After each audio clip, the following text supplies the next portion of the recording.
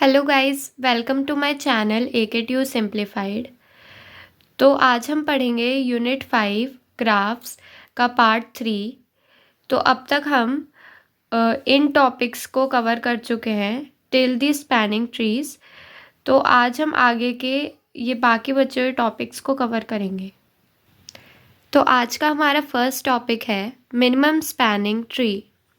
It can be defined as the spanning tree in which the sum of the weights of the edge is minimum. A minimum spanning tree can be found from a weighted graph by using the following algorithms: Prim's algorithm and the Kruskal's algorithm. तो हमारी पहली algorithm है Kruskal's algorithm. Kruskal's algorithm to find the minimum cost spanning tree uses the greedy approach. This algorithm treats the graph as a forest and every node it has as an individual tree. In this algorithm, we choose an edge of graph G which has the smallest weight among the edges of graph G which are not loops. This algorithm gives an acyclic subgroup T of graph G, and the theorem given below proves that T is minimal spanning tree of G. Following steps are required. Remove all loops and parallel edges. Arrange all edges in their increasing order of weight. Add the edges which has the least weightage. तो हम इन steps को इस example की मदद से समझेंगे। तो हमारे पास ये वर्टिसेस हैं और ये एजेस हैं विद द गिवन वेट्स, और ये एक सेल्फ लूप है और एक ये पैरेलल एज है। तो इसका फर्स्ट स्टेप है remove all loops and parallel edges from the given graph. तो ई पर जो सेल्फ लूप था वो हमने ख़त्म कर दिया है, और जो ई से डी पर पैरेलल एज था वो भी हमने डिलीट कर दिया है। Then second step is arrange all the edges in the increasing order of weight. AF का जो weight है वो 10 है, then CD का जो weight है वो 12 है, BG is 14, BC is 16, GD is 18, ED is 22, EG is 24 and EF is 25. A to B is 28. तो हमने ये इंक्रीजिंग ऑर्डर ऑफ वेट में अरेंज कर लिए हैं सारी एजेस। Then step 3 is add the edge which has least weightage and ignore all the edges that create circuits. We ignore them and move on. तो हमने ये ग्राफ क्रिएट कर लिया है। तो सबसे पहले हम चूज़ करेंगे AF को जिसका वेट है 10। देन नेक्स्ट स्टेप में हम चूज़ करेंगे CD को जिसका वेट है 12। AF तो हमारे में था ही एडेड, देन हम इसे CD को ऐड करेंगे। हम थर्ड स्टेप में BG को ऐड करेंगे जिसका वेट है 14। BG इज़ 14, तो हमने इसे ऐड कर लिया है। देन फोर्थ में हम करेंगे BC को ऐड जिसका वेट है 16। फोर्थ स्टेप में BC को ऐड कर लिया है जिसका वेट है 16। अब तक हम AF, CD, BG and BC को ऐड कर चुके हैं। देन हम ऐड करेंगे अब GD जिसका वेट है 18। फिफ्थ स्टेप में हमने ऐड करा GD जिसका वेट है 18। तो अब हमने GD भी ऐड कर लिया है। देन अब हम ऐड करेंगे ED जिसका वेट है 22। अब हम ED को ऐड कर लेते हैं जिसका वेट है 22। तो सिमिलरली अब हम EG जिसका वेट है 24 और EF जिसका वेट है 25 वो भी ऐड करेंगे। EG 24 and EF 25। तो ये भी हमने ऐड कर लिया है। तो हमारा minimum spanning tree of graph जो बनता है वो ये बन जाता है। अब आप पूछेंगे कि ये A और B को हमने ऐड क्यों नहीं करा है। जस्ट बिकॉज हमारे सारे वर्टिसेस पहले ही कवर हो चुके हैं, और अगर हम AB को ऐड कर लेंगे तो हमारा लूप क्रिएट हो जाएगा जो कि हमारा स्पैनिंग ट्री नहीं बन पाएगा। Then the cost of the minimal spanning tree is equal to the sum of weights of all edges in the spanning tree. तो हम ऐड करेंगे 10, 12, 14, 16, 22 and 25. That sums up to 99. And that gives the cost of the minimal spanning tree. तो अब हम Kruskal's algorithm भी देख लेते हैं. First step is create a forest F in such a way that every vertex of the graph is a separate tree. Step 2. Create a set E that contains all the edges of the graph. Step 3. Repeat steps 4 and 5 while E is not empty and F is not spanning. Remove an edge from E with minimum weight. If the edge obtained in step 4 connects two different trees, then add it to the forest F, else discard the edge. And the sixth step is end. तो अब हम minimum spanning tree की second algorithm को भी देख लेते हैं, जिसका नाम है Prim's algorithm. Prim's algorithm is used to find the minimum cost spanning tree and uses the greedy approach. Prim's algorithm shares a similarity with the shortest path first algorithms. This algorithm treats the nodes as a single tree and keeps on adding new nodes to the spanning tree from the given graph. Following steps are required. Remove all the loops and parallel edges. Choose any arbitrary node as root node. Check the outgoing edges and the one with the less cost. तो अब इन steps को समझने के लिए हम एक example देख लेते हैं. So here is the example which we saw in the Kruskal's algorithm.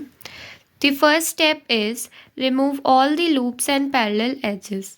तो हमने सेल्फ लूप ख़त्म कर दिया है एंड E से D की जो पैरेलल एज थी वो भी डिलीट कर दी है. Then choose node A as root node. तो अब हमने A को रूट नोड की तरह ले लिया है. तो अब हम A से F और A से B देखेंगे. तो AF है 10 एंड AB है 28. तो इसमें जो लेस वेट होगा उसे हम चूज़ कर लेंगे. तो इनमें लेस वेट है 10, तो हमने AF को चूज़ कर लिया है. देन अब हम आए F नोड पर. तो F नोड सिर्फ E तक जा रहा है. तो FE is 25. That's why we choose FE, that is 25. Now we are at node E. Then we saw EG is 24 and ED is 22. So the less weight is ED equal to 22. That's why we choose ED. Now we are at node D.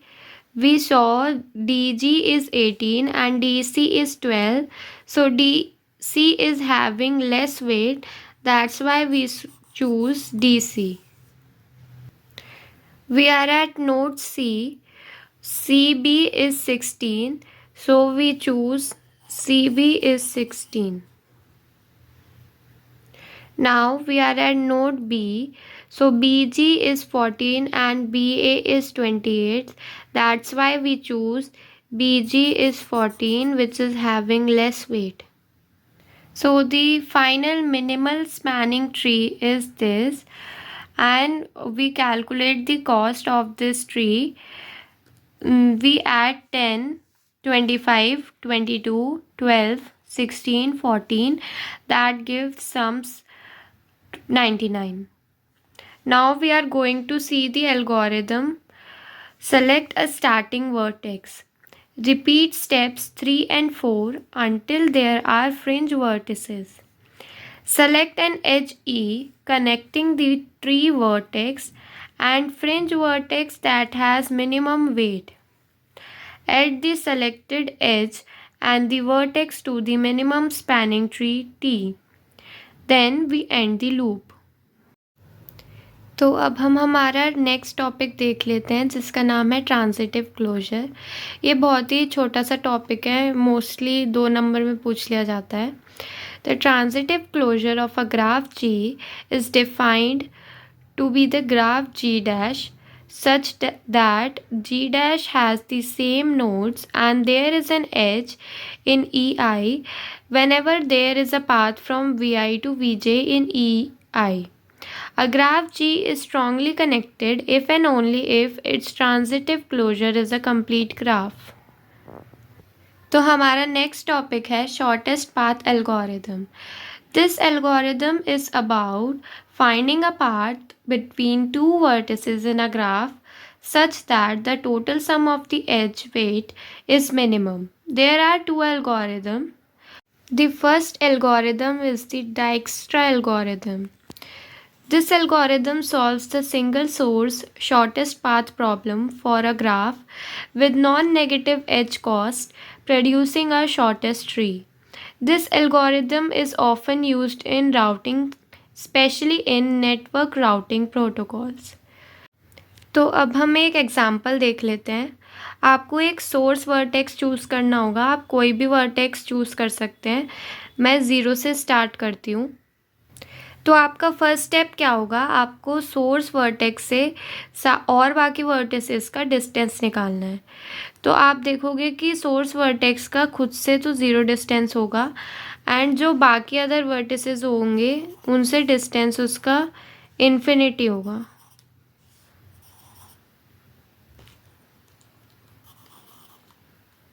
तो अब हम distance find करना start करते हैं. तो 0 1 पे भी directly reach कर पा रहा है और 4 पे भी डायरेक्टली रीच कर पा रहा है. तो अभी हम पहले देखेंगे 0 to 1 का डिस्टेंस. तो 0 को हम u ले लेंगे एंड 1 को हम v कंसिडर करेंगे. तो अब हम ये फॉर्मूला देख लेते हैं. Distance of u plus cost of u to v is less than dv. तो डिस्टेंस ऑफ u क्या है 0 एंड कॉस्ट क्या है इनकी बीच की 4 एंड v की कॉस्ट क्या है और डिस्टेंस क्या है इन्फिनिटी. तो हमने देखा कि 4 इज़ लेस देन इन्फिनिटी. तो अगर ये ट्रू है तो हम dv को अपडेट करके हम 4 कर देंगे इन्फिनिटी से. देन अब v 1 ना होके 4 है. तो अब हम यहाँ पे सेम फॉर्मूले से चेक करेंगे कि 0 plus 8 is 8 which is less than infinity. Then we are going to update infinity with 8. Now we consider 0 as the visited vertex and now we are going to choose the shortest distance vertex node which is 4. Now we are going to choose the one vertex. Now we are going to calculate the distance from 1 to 2 by checking this condition. We saw that u is 1 and v is 2. So distance of u is 4 and cost of u to v is 8, which is less than distance at v, which is infinity. So we are going to update infinity by 8 plus 4 which is 12. Now we are going to check this. So the distance at u is 4 and the cost is 11 and the distance at v is 8, which is not less than dv. That's why we are not going to update the distance at dv. तो अब हम check करेंगे इन सारे vertices में सबसे कम distance किस vertex का है. तो हमने देखा कि ये तो ऑलरेडी विजिटेड है जिसका डिस्टेंस 4 है. तो अब 4 का डिस्टेंस 8 है तो हम इसे चूज़ करेंगे. देन अब हम देखेंगे कि हम 4 से यहाँ तक जा रहे हैं, यहाँ भी और यहाँ भी, पर हम 1 और 0 का डिस्टेंस नहीं निकालेंगे क्योंकि ये ऑलरेडी विजिटेड वर्टेक्स हैं. तो अब हम डिस्टेंस निकालेंगे 4 से 5 के बीच का. Then distance at u is 8 and the cost of u to v is 1, which is less than distance at v which is infinity. So we are going to update the dv which is 8 plus 1, 9. Now we are going to calculate the distance between 4 to 8. So the distance at U is 8 and the cost between 4 to 8 is 7, which is less than the distance at V, which is infinity. So we are going to update the infinity with 8 plus 7, which is 15. तो अब हम यहाँ पर देखेंगे कि जो unvisited nodes हैं इनमें सबसे मिनिमम डिस्टेंस किस वर्टेक्स का है। तो मिनिमम वर्टेक्स है 5 जिसका डिस्टेंस 9 है। तो अब हम डिस्टेंस कैलकुलेट करेंगे 5 to 6 का। तो distance at U is 9 and the cost between U to V is 2, which is less than the distance at V, which is infinity. So we are going to update the infinity, which is 9 plus 2, 11. Now we are going to check the distance between 5 and 8. So distance at U is 9 and the cost between 5 to 8 is 6. And the distance at V is 15, which is not less than the 15. So we are not going to update 15. तो अब हम check करेंगे कि जो भी unvisited nodes हैं इनमें सबसे कम डिस्टेंस किस वर्टेक्स का है। तो हमने देखा कि 6 वर्टेक्स का सबसे कम डिस्टेंस है, विच इज़ 11। तो हम इसे सेलेक्ट करेंगे। तो अब हम 6 to 7 के बीच का डिस्टेंस चेक करेंगे। तो distance at U is 11 and the cost between them is 10 and the distance at V is infinity. So it is less than infinity. Then we are going to update infinity with 11 plus 10, which is equal to 21. तो अब हम 11 और 3 के बीच का distance check करेंगे। तो distance at U is 11 and the cost between them is 14 and the distance at V is infinity.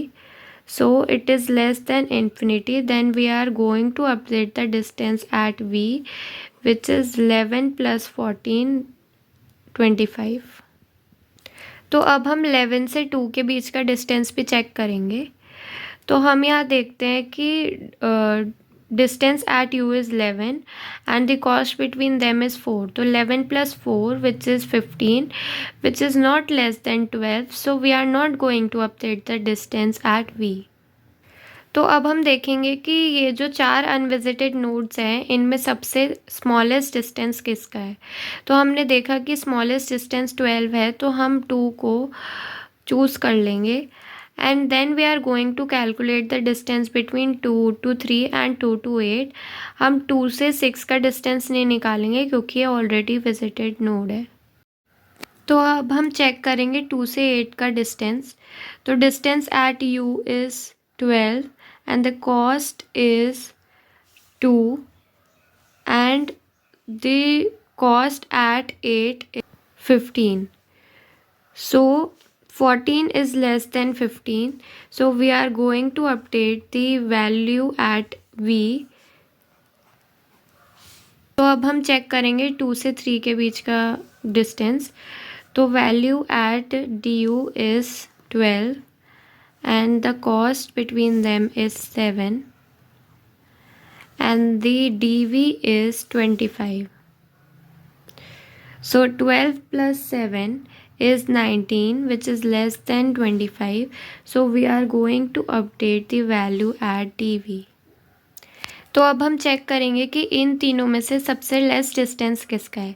तो हमने देखा कि 8 वर्टेक्स का लेस डिस्टेंस है, विच इज़ 14।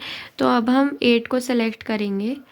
पर अब हम देखेंगे कि 8 से डायरेक्टली जितने भी कनेक्टेड वर्टेक्स हैं वो ऑलरेडी विजिटेड हैं, तो इसे हम एज इट इज़ लीव कर देंगे। देन हम इन दोनों वर्टेक्स को देखेंगे। इन दोनों में से जिनका सबसे कम डिस्टेंस होगा हम उसे सेलेक्ट करेंगे। तो 3 का डिस्टेंस 19 है, तो हम इसलिए इसे सेलेक्ट कर लेंगे। Then we are only going to find the distance between 3 to 7। हम 6 का इसलिए फाइंड नहीं करेंगे क्योंकि ये ऑलरेडी विजिटेड है। तो distance at U is 19 and the cost between them is 9 and the distance at V is 21, which is not less than the distance at V, so we are not going to update the value at dV. तो अब हम last node को भी visit कर लेते हैं, which is 7.